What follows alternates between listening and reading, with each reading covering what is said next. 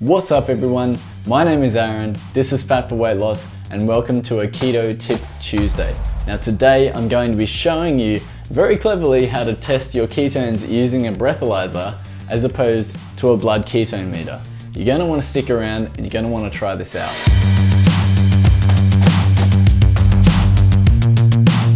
Alright, so let's jump straight to it. I've got this cheap breathalyzer here and this is a semiconductor breathalyzer. Now they are dirt cheap on eBay. I got this for about $12. You can get them cheaper, and the cheaper the better actually, because the cheaper ones that have the sensor that we're looking for. So when it comes to breathalyzers, they have two different types of sensors. One is a semiconductor sensor, which is what this has got in it, and then two is a fuel conductor sensor. The semiconductor sensor cannot tell the difference between alcohol or acetone. So why is acetone important on the ketogenic diet? Acetone is a byproduct of being in ketosis, and it usually comes from your breath, right? And so the conductor inside this breathalyzer can't tell the difference between alcohol or acetone. Now that is perfect for us because we want to be able to test our ketones. We want to be able to see whether we're in ketosis or not by using our breath. So you don't have to buy any ketone strips, you don't have to buy any keto sticks. You can basically just blow into this device and see whether you're in ketosis or not. So it's a really cheap way to do it, and I'm going to show you how to do it. So for all testing purposes, I also have a blood ketone meter here. Now I got this one for free in Australia, and there's a blog post that I've linked to below on how you can probably get one as well. This one's the Freestyle Optimum Neo, and I highly recommend if you want to get very precise blood ketone measurements. This is a very great device for doing that. So let's start it up. So I'm from Australia. The legal driving limit is 0.05. Depending on where you live, that might be different. If I blow over the limit, this meter will beep, and that's quite annoying, but all you have to do is just pull the batteries out of the back and you're good to go for the second time. Now the countdown will happen. So there's a little countdown that's basically trying to reset the sensor. What you want to do is you want to blow from the end of your breath. So you want to talk, you want to talk, you want to talk, and when it beeps, you blow from the end of your breath.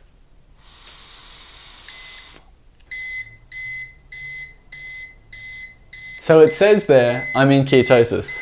So that's pretty good. It looks like I'm just in ketosis. Let's cross-check that with my blood ketone meter here. A few moments later. So I am 0.8 millimoles per liter. So that's pretty similar.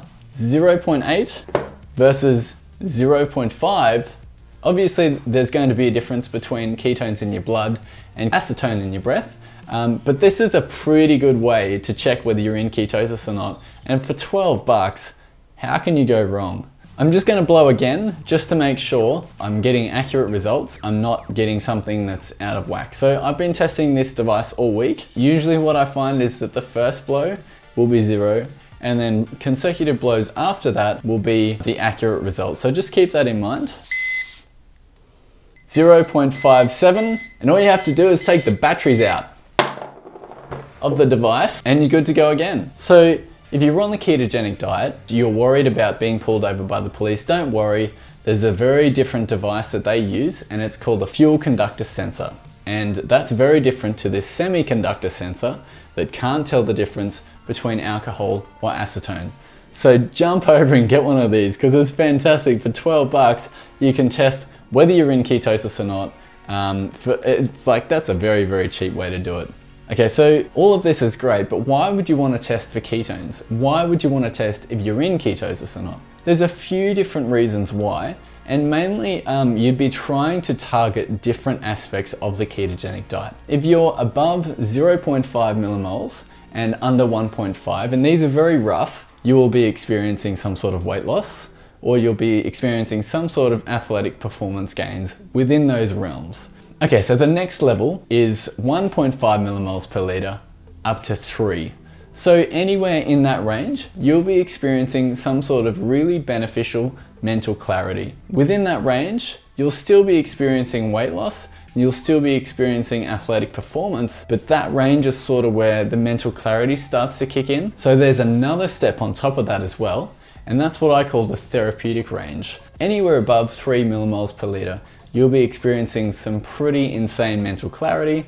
You will also be experiencing weight loss benefits, and you'll also be experiencing athletic benefits as well. But why would you want to be in the therapeutic level of ketones? So you'd want to be in the therapeutic range for a number of different reasons. There's some really great scientific evidence to show that the following conditions will benefit heavily from being in that therapeutic range of ketosis. There's epilepsy, diabetes, there's PCOS, there's heartburn issues, and there's non-alcoholic fatty liver disease. If you're trying to combat the symptoms, or if you're trying to reverse any of those conditions, being in that therapeutic level of ketones will help you out tremendously. Full disclosure, I'm not a doctor, I don't play one on the internet, so talk to your doctor about this. This is purely just for informational purposes, and it's maybe providing something that you can look further into. So there's also some scientific research that's being done on the following conditions as well,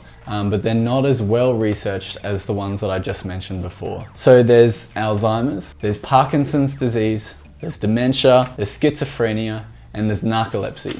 So if you're trying to eliminate the symptoms of those diseases, if you're trying to be on the ketogenic diet for any of those medical conditions, I definitely recommend being above 3 and below 6 in that therapeutic range if you're trying to do anything with those medical conditions. So this has been a Keto Tip Tuesday. My name is Aaron. If you really enjoy this style of video, give me a few thumbs up. That really helps. If you really enjoyed it, subscribe below and I'll let you know when my next video comes out. Thanks for watching, guys. I hope you have a fantastic day and I will see you in the next episode.